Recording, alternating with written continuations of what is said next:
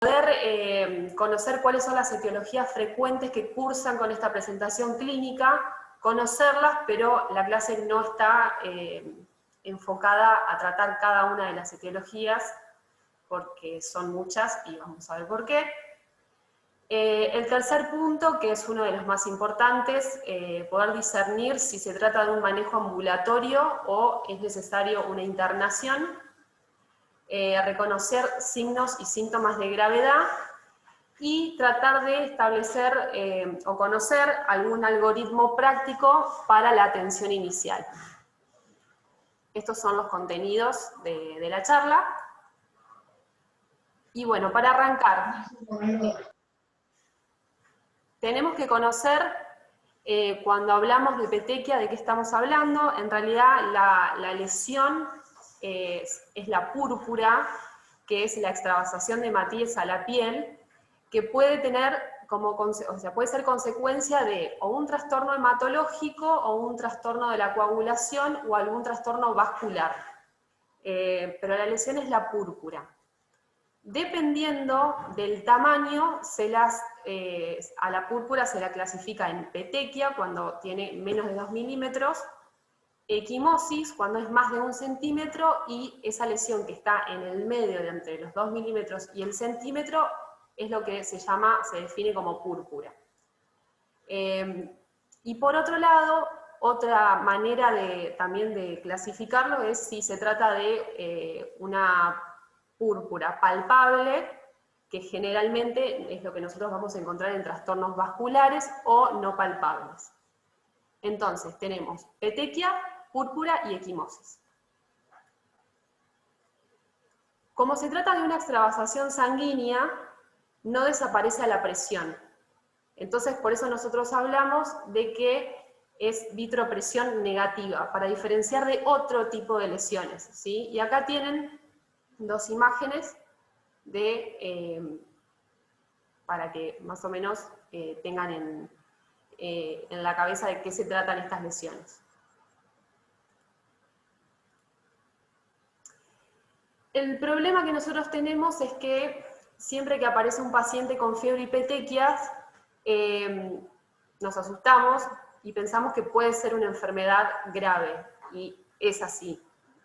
Justamente el gran desafío que nosotros tenemos como pediatras, sobre todo en el consultorio o en guardia externa, es tratar de discernir si lo que nosotros tenemos es un paciente que puede tener una enfermedad banal, de etiología ya sea viral o bacteriana no invasiva, o de una enfermedad bacteriana invasiva o viral potencialmente fatal, como es el caso de la meningococcemia. Entonces, un poco a partir de este desafío es que planteé la clase, ¿no? Tratar de localizarnos en ese tiempo cero, en donde nosotros recibimos un paciente que tiene fiebre y petequias, y no podemos asegurar que estamos frente a un paciente grave o no. Así que, para arrancar, dos casos clínicos que no es para hacer un ateneo, sino como disparadores para que los pensemos, y al final de la clase lo volvemos a charlar o a debatir, porque también se pueden debatir.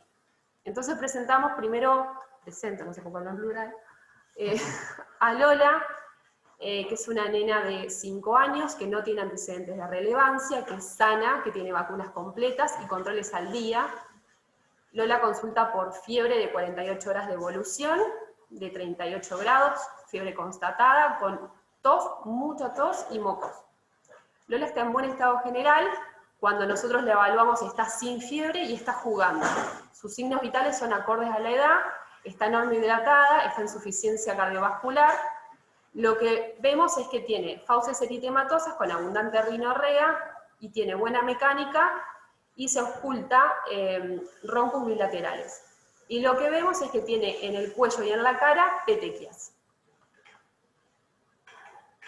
Y por otro lado tenemos a Lautaro, que tiene 18 meses, que tampoco tiene antecedentes de relevancia, que es un nene previamente sano, que tiene vacunas incompletas. Nos refiere la mamá que hasta los 4 meses lo vacunó. la mamá de Lautaro consulta por qué Lautaro tiene fiebre de 12 horas de evolución, le constató 2 registros de 38, tiene un regular a buen estado general, está febril, está llorando, pero se calma en brazos de su madre y está jugando. Está normohidratado, está en insuficiencia cardiovascular y respiratoria, está taquicárdico y el resto de los vitales están acordes. Y presenta 2 lesiones en miembros inferiores, una es una púrpura y una es una equimosis. Esta es la foto de Lola, con sus petequias en cara, y esta es la foto de Lautaro, que le hicimos un zoom, le agrandamos la imagen y vemos que estas son las lesiones de Lautaro. Si alguno tiene ganas, si se anima, si no, igual lo vamos a ver después, que se active el micrófono y que me cuente a ver qué es lo que harían con uno y con otro, qué es lo que le parece. A grandes rasgos, se pueden equivocar, lo podemos debatir, si alguno tiene ganas. Volvete para atrás, si quieres, para acá. Me vuelvo para atrás.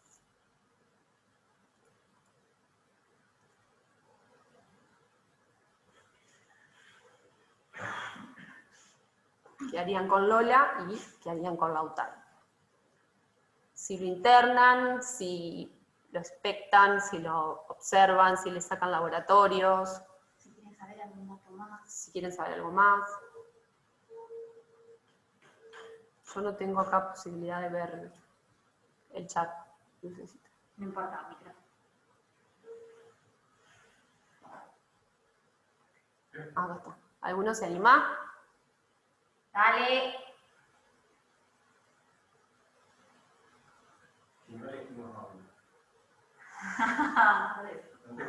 Hola.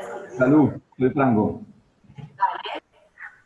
Bueno, no, más que nada tener en cuenta en los 2 casos en particular el tiempo de evolución del exantema y de la fiebre, para poder diferenciar, el ritmo de aparición de cada cosa, la distribución que tiene en cada uno de los 2 casos, y el tamaño, ¿no? Y de ahí tener en cuenta otros factores, qué sé yo, que pueda tener alteraciones del estado general, no sé, en sí cada uno. Yo, en este caso, en Lola, por ejemplo, mantendría una conducta expectante, trataría por ahí sí de medicar con algún antitérmico en el caso de que vuelva a tener otro episodio febril, y la citaría a control, no sé, a mi parecer, no sé. Y Lautaro, que no tiene las vacunas completas, a ver qué edad tiene Lautaro, más chico. Y Lautaro lo internaría para hacer un seguimiento más, no sé, más de cerca. Bien. Hola Lu, soy José. Lautaro lo interna. Sí, José. Como dijo Franco recién, me parece importante eso que dijo del tiempo de instalación, porque Lautaro, si bien está en regular a buen estado general, está jugando y todo bien, inició hace 12 horas y capaz que en 12 horas más lo tenés hecho fruta ya. Bien, bien. Bueno, bárbaro. Me encantó. Después lo vamos a retomar y a ver si con lo que en la clase les cuento les sirve un poco para definirse. Pero les cuento que las conductas que se tomaron inicialmente fueron con Lola, sacar un laboratorio control y observarla en guardia central, y a Lautaro decidieron internarlo, sacarle un laboratorio completo, hemograma, hemocultivo, uro, le hicieron una PL y deciden medicarlo con ceftriaxona. ¿Sí? Dejamos acá y después retomamos. Bueno, porque se tomaron esas conductas, después lo vamos a echar. Bueno, etiologías. Hay un montón de patologías que cursan con fiebre y petequias, un montón. Lo más común, lo más frecuente son las etiologías virales. Parvovirus, CMV y Epstein-Barr a la cabeza. Después, las etiologías bacterianas son menos frecuentes, pero son frecuentes, y a la cabeza lo más temido es el meningococo. Pero como pueden ver, hay un montón de etiologías. un montón de bacterias que pueden cursar con esta clínica. Y por otro lado, las vasculitis, ¿sí? Y la púrpura trombocitopénica o los trastornos también de coagulación. Hay un montón de etiologías. Entonces, ¿cuál es nuestro desafío? Porque cuando yo me encuentro con este tema, digo, bueno, tengo un montón de etiologías. Me puedo encontrar con cualquier cosa, con un paciente que viene por fiebre y petequias, pueden ser un montón de cosas. Bueno, yo creo que lo más importante es poder reconocer tempranamente si se trata de una enfermedad grave.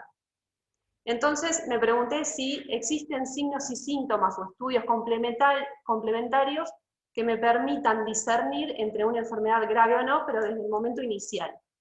Es decir, en ese paciente que, como dijo José, no está hecho fruta, y sin embargo, si existe algo que a mí me haga pensar, bueno, lo dejo en guardia central, lo expecto, lo observo, o me quedo tranquila.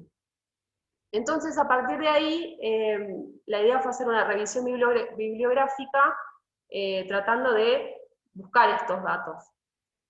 Y dentro de la revisión bibliográfica hay un montón de cosas que hablan de fiebre y petequias, muchísimos artículos que hablan de meningococo, pero seleccioné 3 que me parecieron que iban un poco al objetivo de la clase.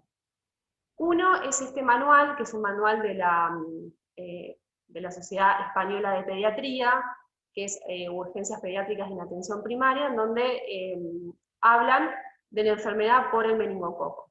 En este manual lo que ellos dicen es lo siguiente, que uno de los datos más relevantes en un paciente con fiebre y petequias es el estado general. Hacen mucho énfasis en el estado general para el inicio de la meningococcemia.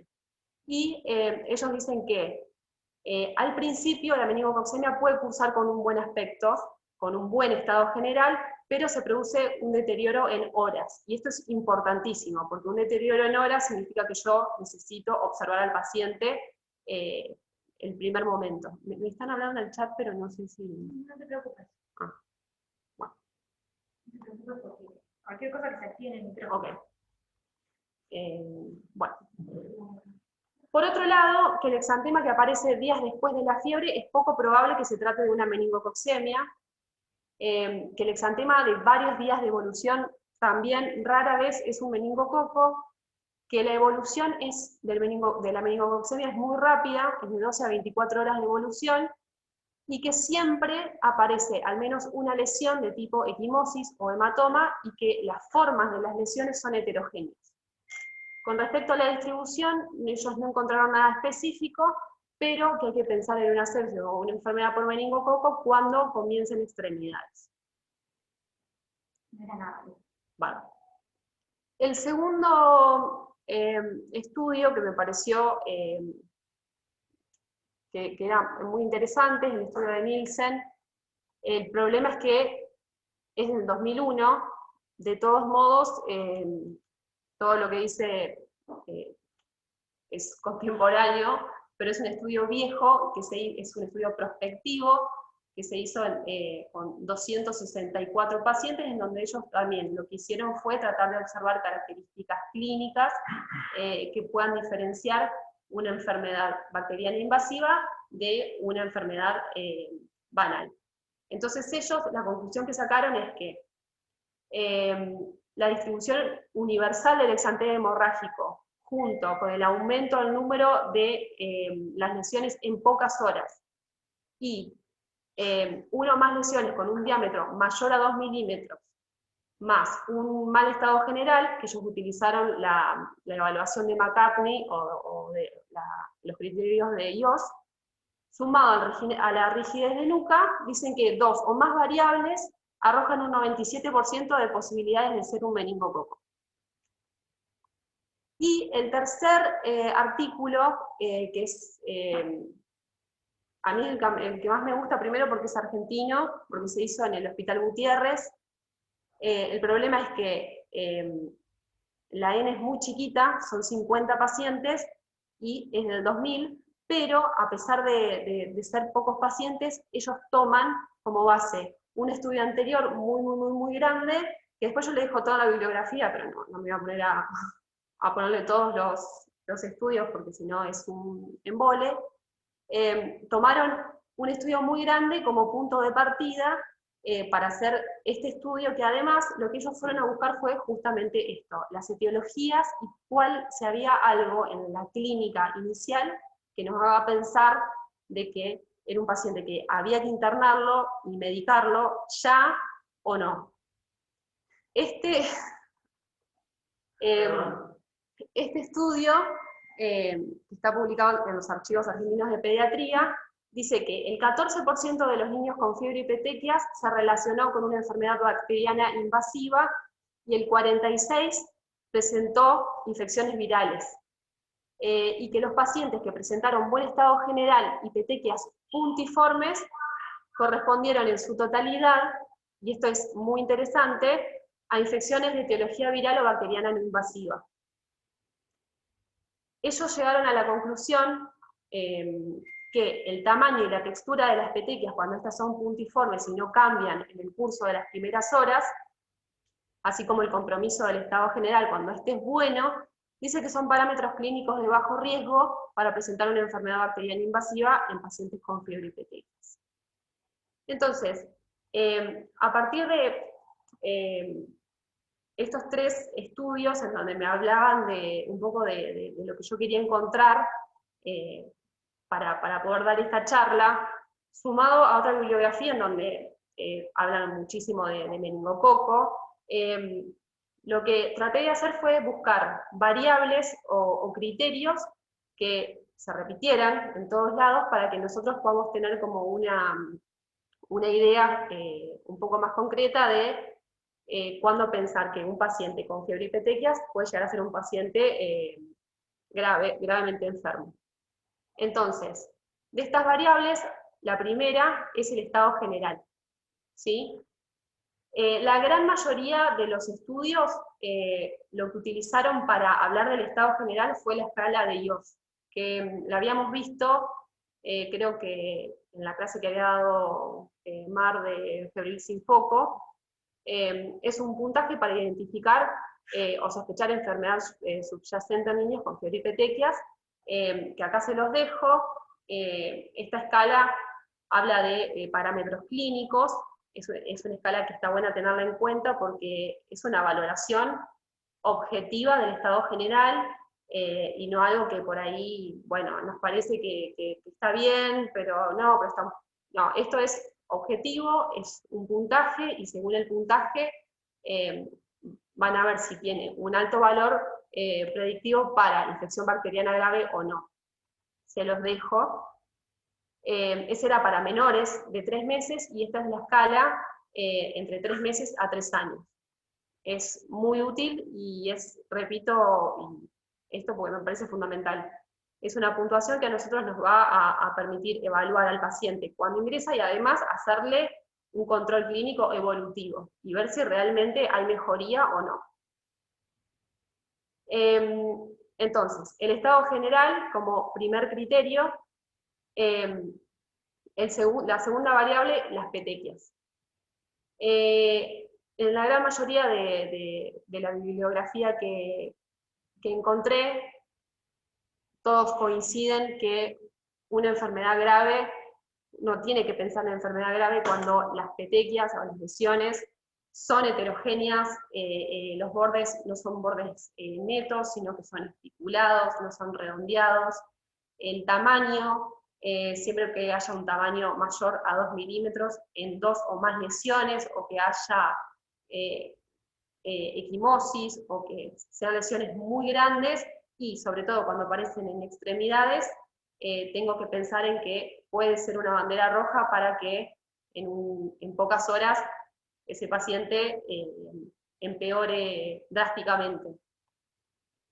Y la enfermedad leve, pensarlo cuando las lesiones son puntiformes, cuando son homogéneas, me decían las chicas de infecto, pensar cuando son prolijitas, están generalizadas, están en todo el cuerpo, son redondeadas, muy pequeñas, muchas veces hablamos de la cabeza, el tamaño de la cabeza de un alfiler, o cuando están por encima de la línea intermamilar, también eso me orienta más a una enfermedad leve versus una enfermedad grave.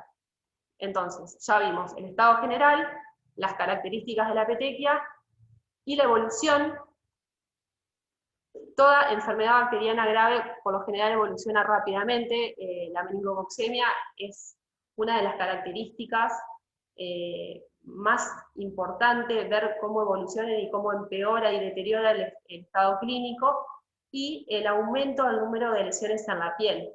Por eso hay que quedarse con la idea de que si nos genera dudas, podemos observar al paciente, podemos estar al lado, ver si deterioró su estado clínico, si las lesiones en piel empeoraron, aumentaron el número.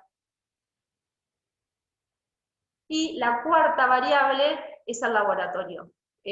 Con respecto al laboratorio, lo que encontré es que se habla de bajo riesgo de enfermedad bacteriana grave cuando tiene estos parámetros, los blancos entre 5.000 y 15.000, con un recuento de neutrófilos menor a 10.000 y de callados menor a 1.500, y la PCR que siempre tiene que, la PCR que bueno, que hablan de menos de 5, pero hablaba hace un ratito con Ale que hay veces que es menos de 6, no, está bueno, y la procalcitonina menos de 0,5. Pero la realidad es que en todo lo que yo estuve leyendo, en ningún momento pusieron como característica importante, lo primero que tengo que ver es el laboratorio, sino que todo lo contrario. Siempre se hace énfasis en el estado clínico, en evaluar las lesiones y en ver la evolución. De todos modos, siempre podemos usar los criterios de Rochester, que también los habían visto en la clase de febril sin foco, para poder evaluar si hay riesgo elevado o no de una infección bacteriana grave. Se los dejo acá, pero esto también ya lo habíamos hablado.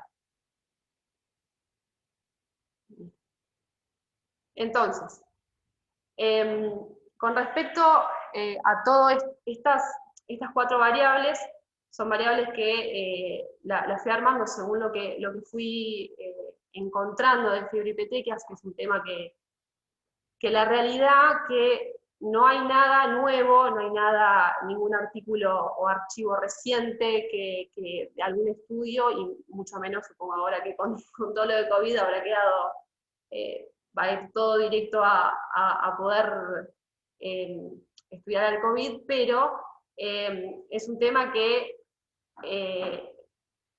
es para poder seguir investigando, a ver si se puede encontrar alguna característica o algo que nos haga pensar o tener algún criterio un poco más certero a la hora de una evaluación inicial.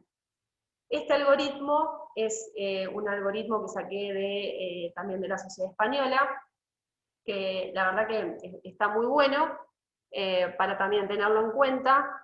Ellos, es del mismo manual que habíamos visto hace un ratito.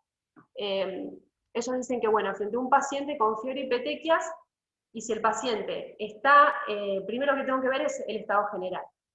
Entonces, si el paciente está, voy a bajar un poquito, tiene un buen estado general, no, bueno, directamente ya me oriento a monitorizarlo, estabilizarlo, hacerle el ABCD, sacarle un laboratorio completo, tomarle un líquido cefalorraquídeo, por supuesto internarlo y medicarlo. Ellos acá utilizan cefotaxima, pero bueno, nosotros utilizamos ceftriaxona.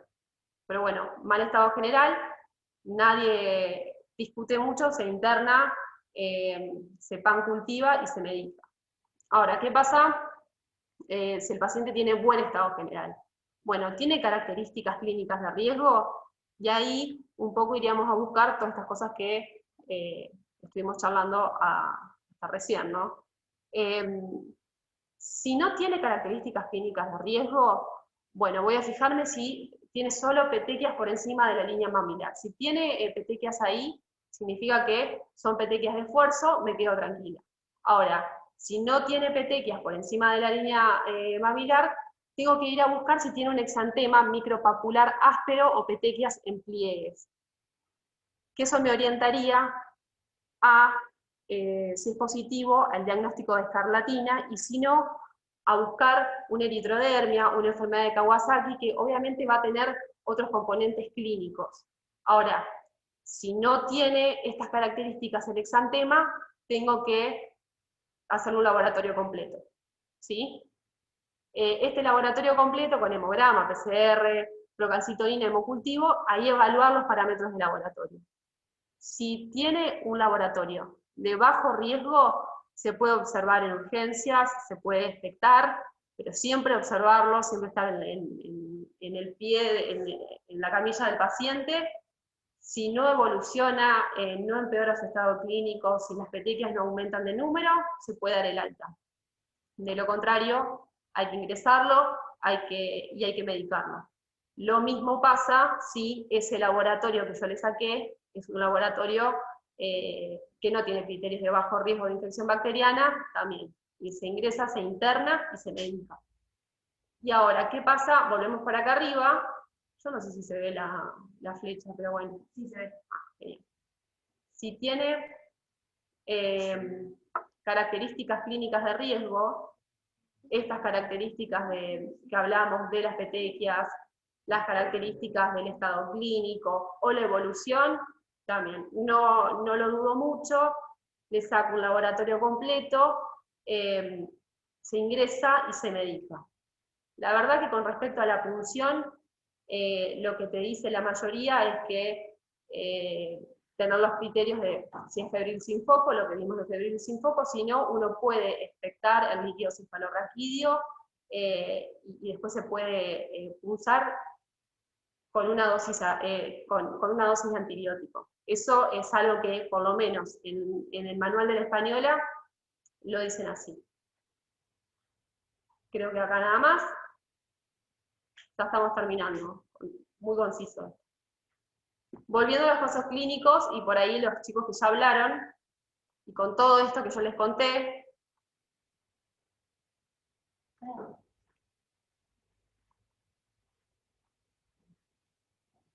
Lola y Lautaro,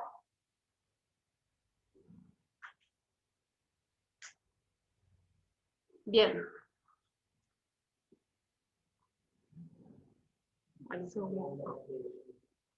Bueno, ay, no, porque no me sale el coso.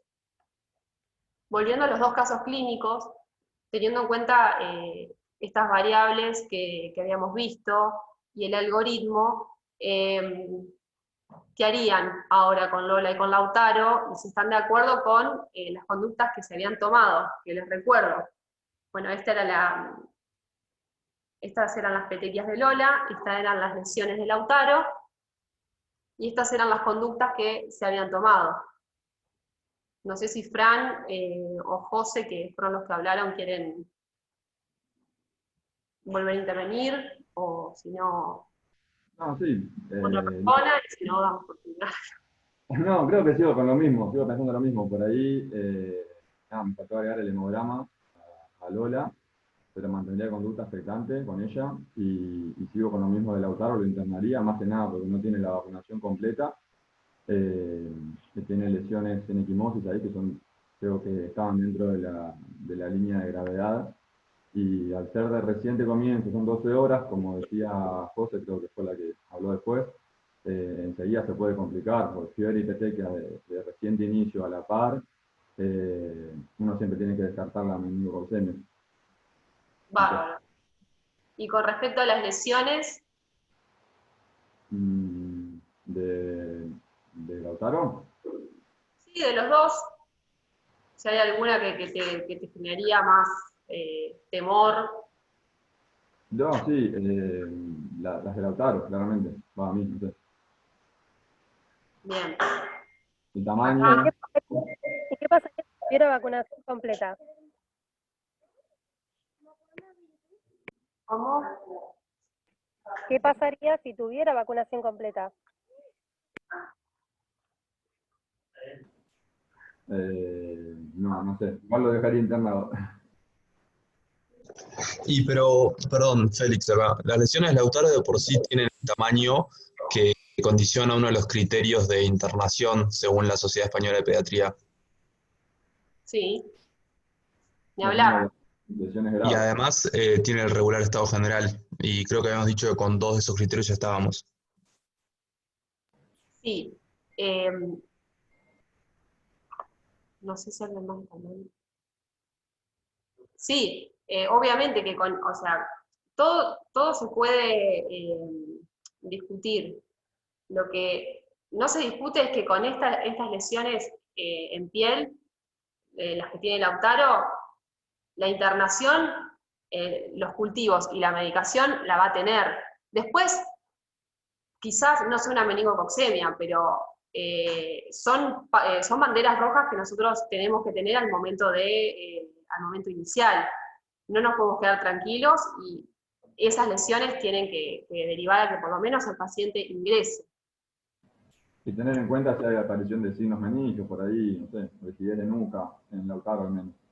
Ni hablar, ahí ya estaríamos. Sí, Fran. No, eso, nada más que vamos a tener para poder seguirlo de cerca y ir descartando. Sí, ni hablar.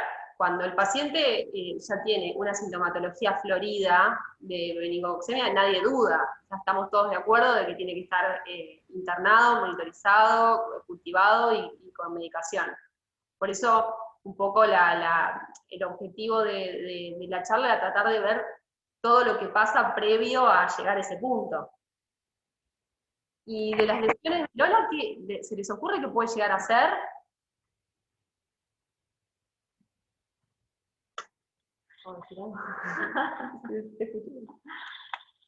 A mí me surge la duda, por ejemplo, en Lola, que ayer lo hablábamos con Lu, las conductas que se tomaron de pedir el hemograma y la PCR y la observación, coincido en la parte de la observación,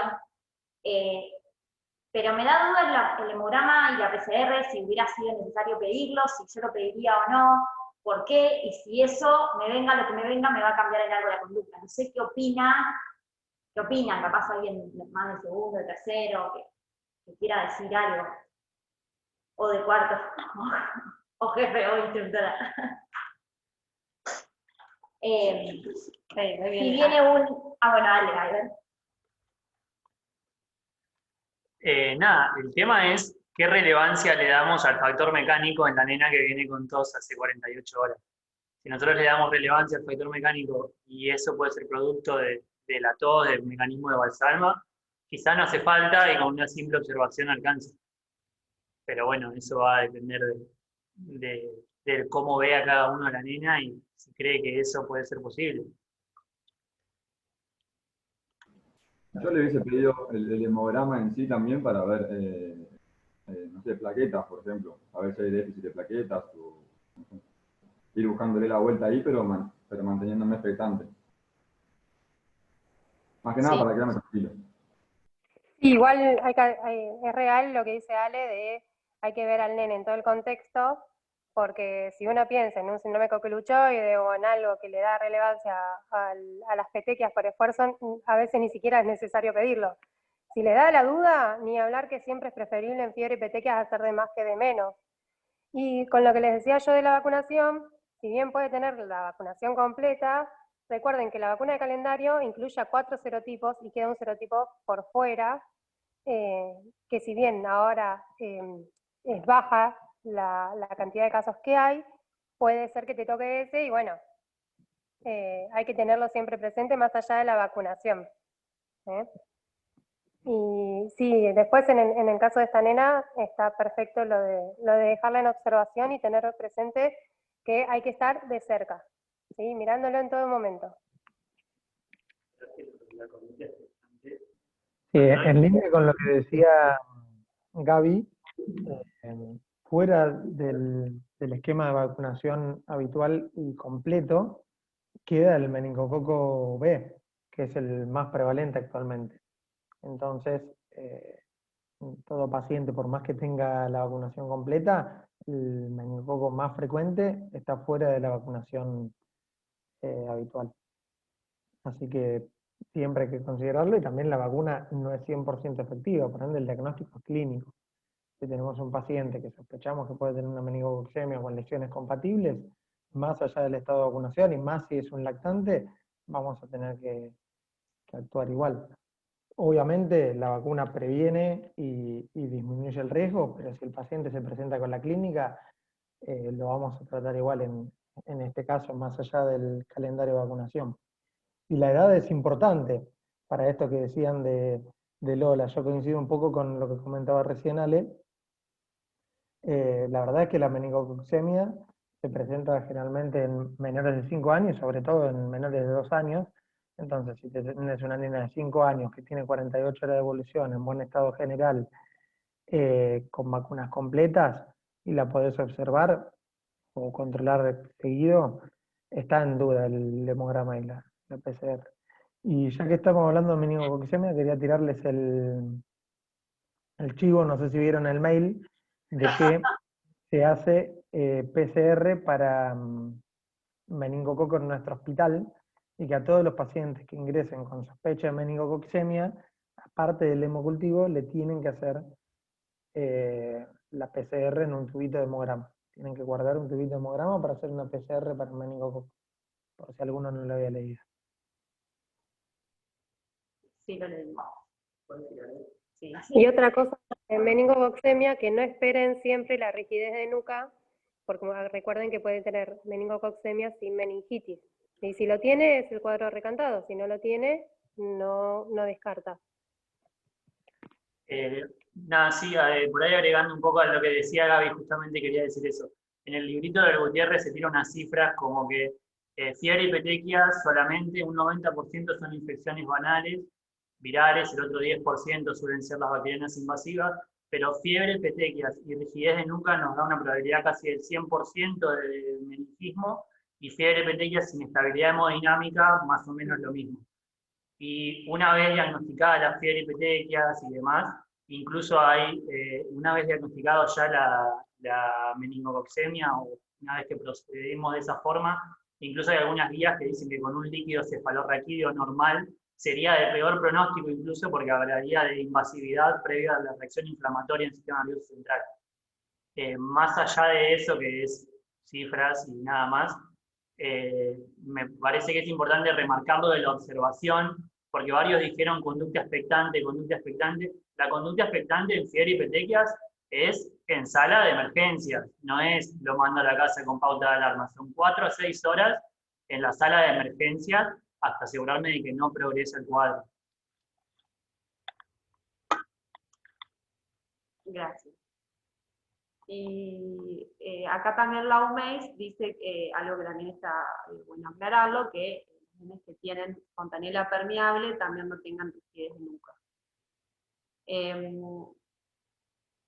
Bueno, creo que no hay... Entonces, bueno, la verdad que todo lo que dijeron está buenísimo. Esta nena Lola particularmente tiene petequias de esfuerzo, habían salido por los accesos de tos. Como siempre decimos en todas las clases, la anamnesis, una buena anamnesis, el examen, un buen examen físico exhaustivo, siempre nos van a orientar al diagnóstico. Si nosotros hacemos bien toda esa primera parte, después seguramente podemos llegar más rápido al diagnóstico. Lo que dijo Ale es fundamental, es un poco, creo que a lo que quería llegar con la clase de un paciente con fiebre y petequias es un paciente que lo tengo que observar, que la conducta expectante justamente es horas de poder observar si esas lesiones evolucionan en número, si modifican sus características, si el paciente modifica su estado clínico. No es mandarlo solamente a la casa, y bueno, la idea era dejarles un poco estas variables para que las tengamos en cuenta a la hora de que se nos presente un paciente con estas características, bueno, poder tenerlas como banderas rojas. Eso es todo. Les dejo la bibliografía. Y bueno, nada más. Gracias a Gaby por haberme dado una mano con la clase y a los necesitados, obvio. Gracias. ¿Preguntas o algo? En el chat dicen gracias, genial, besito. Son todos amigos míos. Gracias, Lu, muy buena la clase. Gracias. Lu amenazó a los R1 de la sala para que participen. Ahí está. No, juro que no dijo nada. Gracias, Franco. Frená la grabación, Luz. La grabación. Después la liga en la sala, Franco, si dice otra cosa.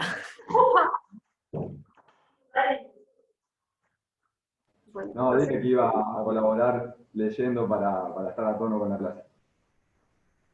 Muy bien, muy bien. Re linda, Lu. Un besito.